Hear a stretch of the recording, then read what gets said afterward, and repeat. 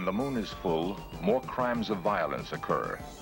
Arrests have been known to increase, as well as admissions to mental hospitals.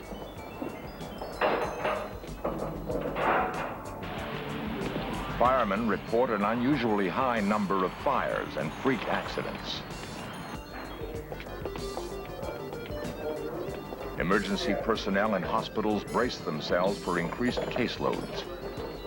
Bizarre statements and traumatic actions by usually rational people are attributed to moon madness. Why? What strange influence does the moon have on the behavior of man?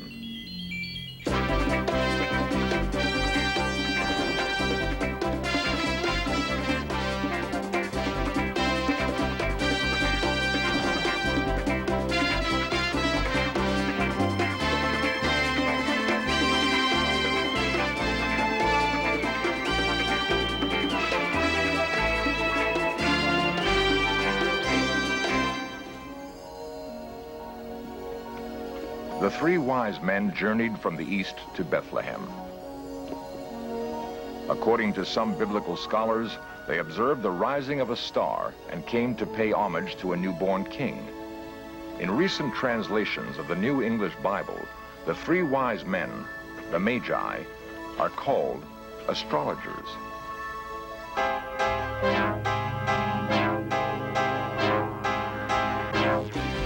This series presents information based in part on theory and conjecture.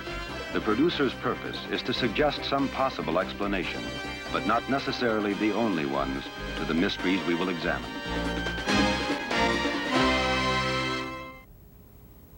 I'm in Aries. I have a Libra rising. My Venus is in Pisces. My moon is in Cancer.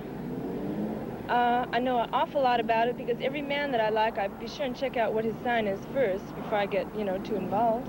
I'm a Sagittarius, and I don't know that much about astrology. Yeah, I do know I'm an Aries, and I think it's fun to read my horoscope every morning in the paper. I'm a Libra, and I'm not real in favor of it because I think it gives people an out, tells them what to do, and that's just what they want to do. My sign is Virgo. I don't think it has much scientific fact because I don't think anybody has ever proved anything. I'm a Leo, and I wish I knew more about it. I really don't. I think it's terrific, very interesting, and I just wish I knew more about it. And I'm an Aries with Scorpio rising. For most of us, that's as far as it goes. We know our sign, but little beyond that. What is astrology? Why do 32 million Americans express a belief in it? Simply put, astrology is the forecasting of events on Earth based on the relationship between the stars, the sun, the moon, and the other planets. As above, so below. Perhaps astrology began as a form of survival. Cavemen looked up into the night sky, trying to determine when to hunt, when to store food, when to seek shelter from wintry storms. Years passed, and early man realized that the weather, the moon, the sun, and the stars moved in predictable cycles. Ice Age bone markings suggest that prehistoric men were aware of the cycle of the moon over 32,000 years ago. In the more recent past, star groupings were identified by assigning them the names of earthly creatures. Cancer, the crab. Aries, the ram. Leo, the lion. Sagittarius, the archer. Scorpio, the scorpion.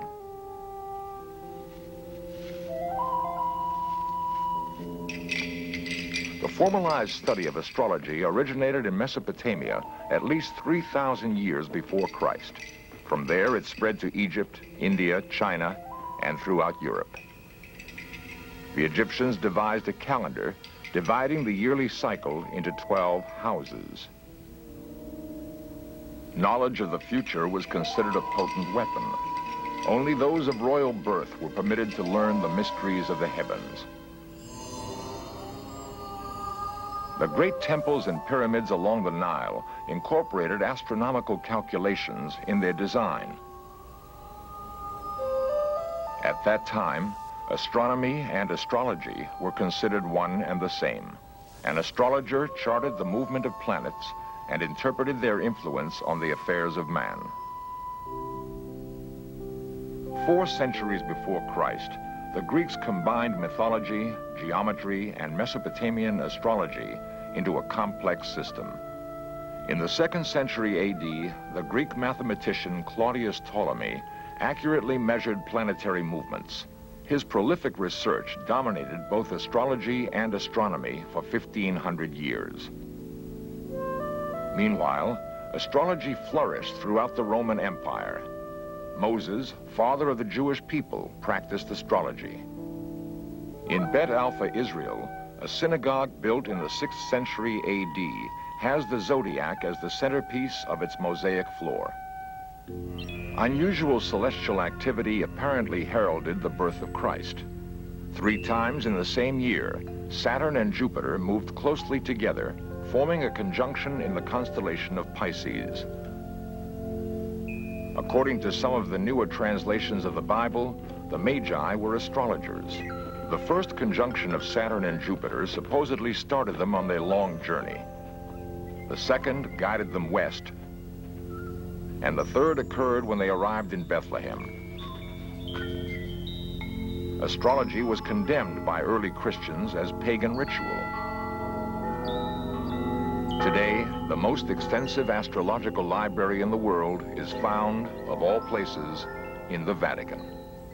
Astrology and astronomy, of course, are very closely related, although there have been many heated battles and debates, and I've been... Syndey Omarr is one of America's leading astrologers.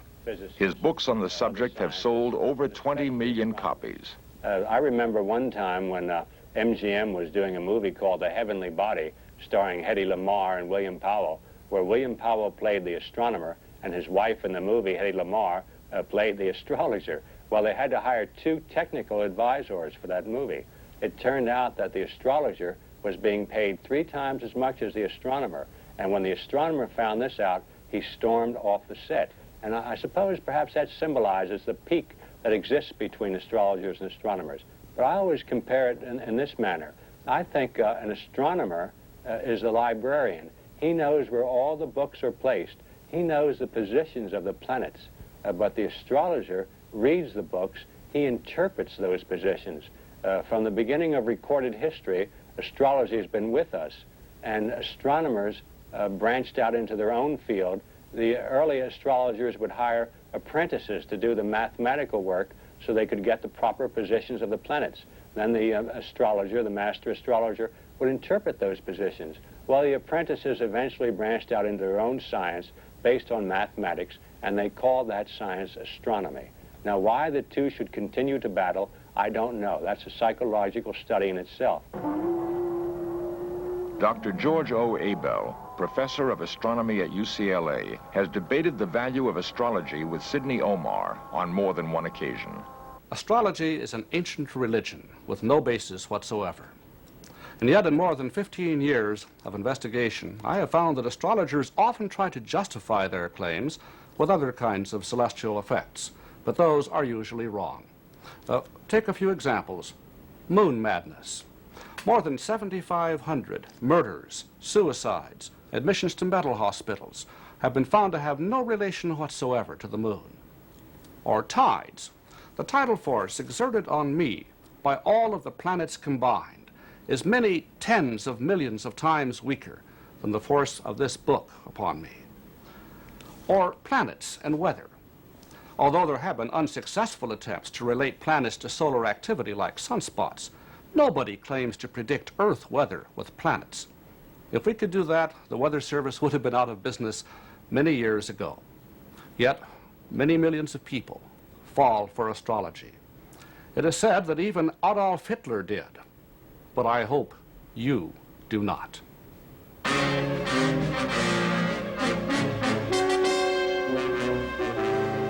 Throughout history, however, the misuse of astrology has been legendary. Rudolf Hess encouraged Adolf Hitler to plan battle strategies with it as they approached World War II. Rudolf Hess and Joseph Goebbels pressed the leading astrologers of Germany into service. Their early predictions of victory were propagandized into battle cries.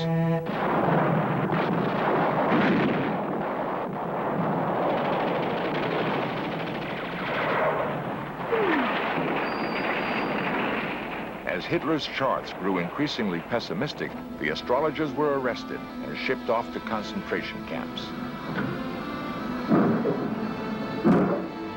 Karl Kraft, Hitler's personal astrologer, died en route to Buchenwald.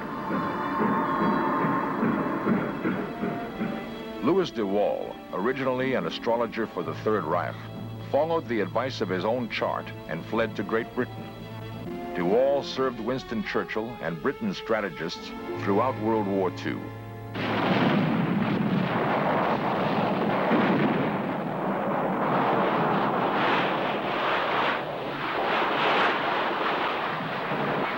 He knew the methods used by Kraft and other Germans and predicted dozens of astrological strategies employed by Hitler's forces. De Waal saw danger signs in the chart of President Roosevelt in 1945, the year FDR suffered a fatal stroke. He also charted an ominous conjunction of Mars and the star Algol for August 1945. On the day of the conjunction, the first atomic bomb exploded over Hiroshima.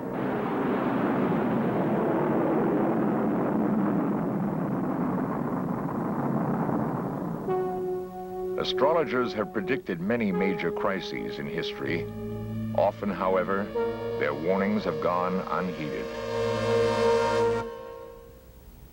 I'm an Aquarius, and it's pretty general. It applies in a lot of situations, but the sign can fit almost anybody or things about the sign. Aquarius, perhaps, is the most intriguing sign of the zodiac. Aquarius is associated with the planet Uranus. Astrologers call Uranus the planet of surprise. And if you're with an Aquarius person, you can be sure of one thing: you don't know what's going to happen next.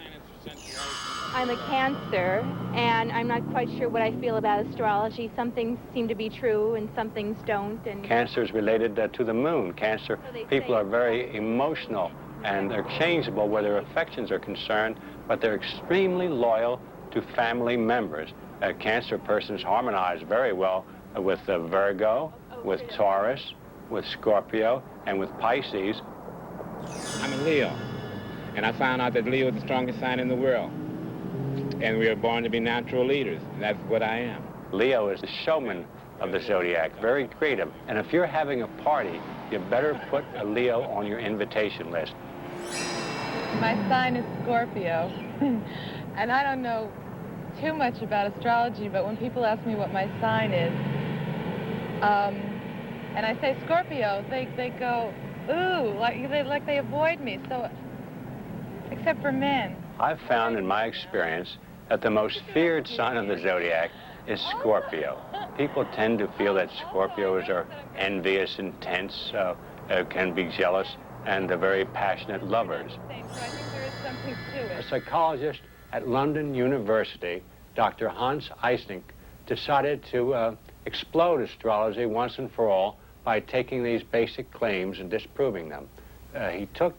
He made up 2,000 questionnaires, and using a computer and other data in the modern psychologist's laboratory, he decided that he would check people who were born under the water signs and people who were born under other signs.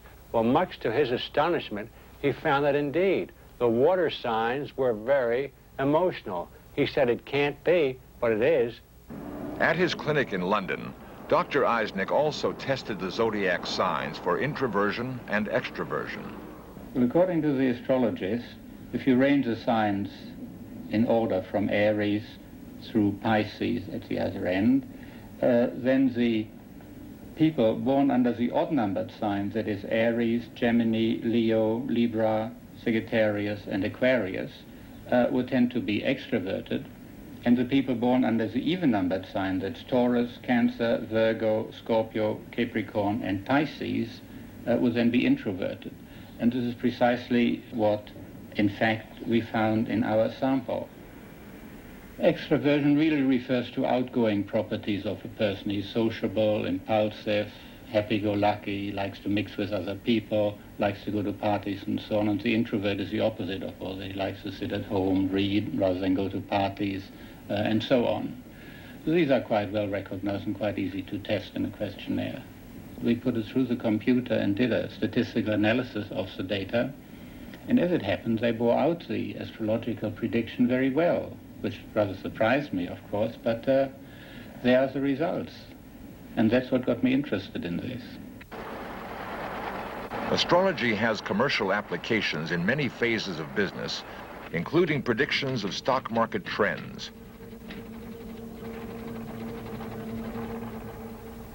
According to J.P. Morgan, millionaires don't use astrology, but billionaires do.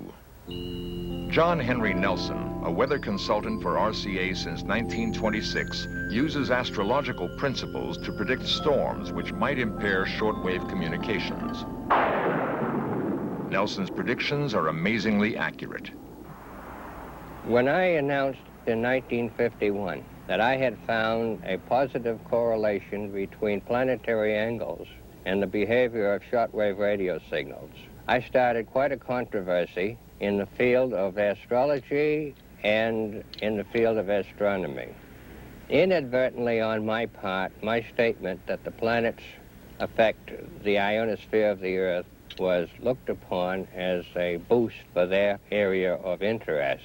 I was amazed shortly after that when I learned through letters I received from astrologers that Ptolemy, almost 2,000 years ago, had said the same things that I was saying.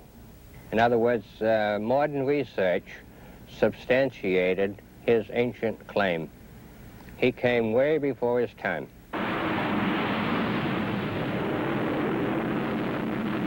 Using Ptolemy's principles, John Henry Nelson successfully charted storm paths 15 months in advance for a NASA space launch requiring ideal weather.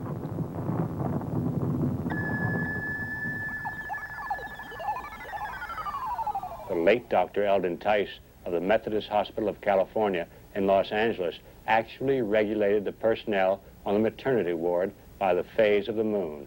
He found that when there's a full moon, the maternity ward was very busy. More babies were born during the full moon. Now, Dr. Edson J. Andrews of Tallahassee, Florida, wrote in the Tallahassee Medical Journal that when tonsillectomies are performed during a full moon, there's more chance of post-operative hemorrhaging than at any other time of the month. So Dr. Andrews says, save full moon nights for romance, not for surgery. The incidents that we have are way beyond normal. We have all sorts of things happen in regards to people doing things a little stranger than they usually do, going out of their way to get in trouble, just really having a problem coping.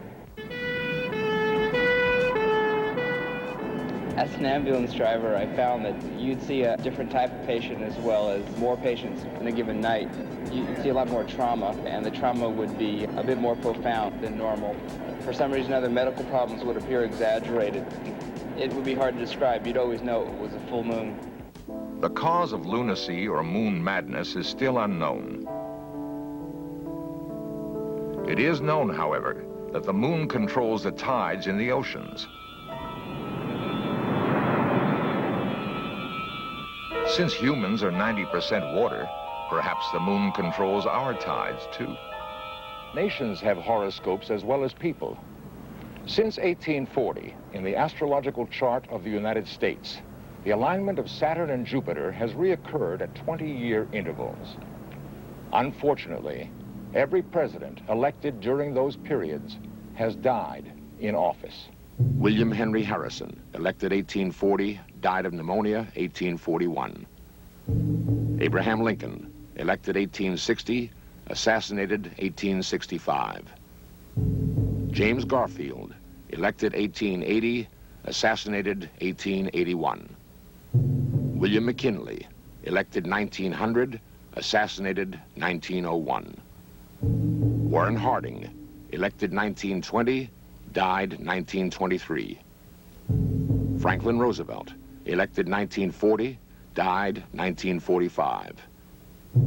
John Kennedy, elected 1960, assassinated 1963.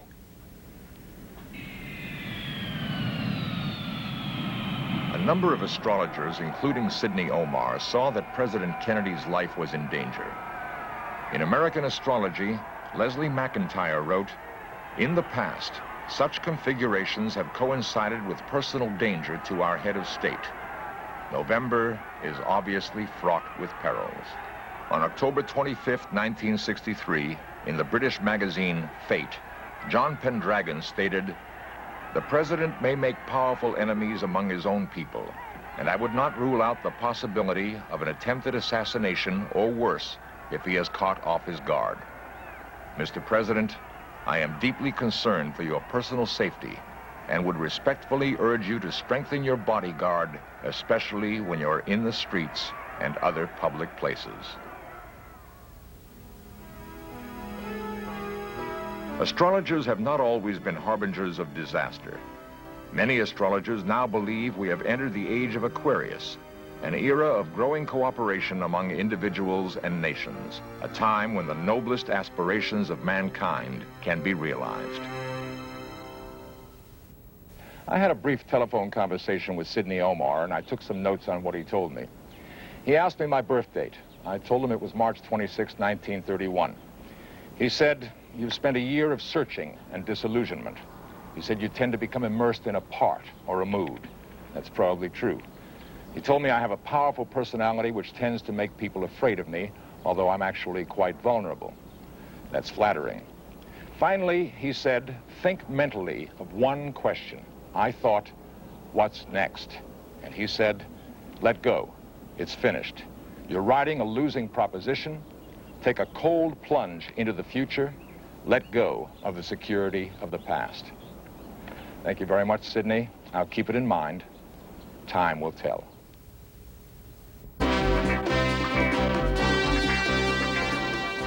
Lost civilizations, extraterrestrials, myths and monsters, missing persons, magic and witchcraft, unexplained phenomena.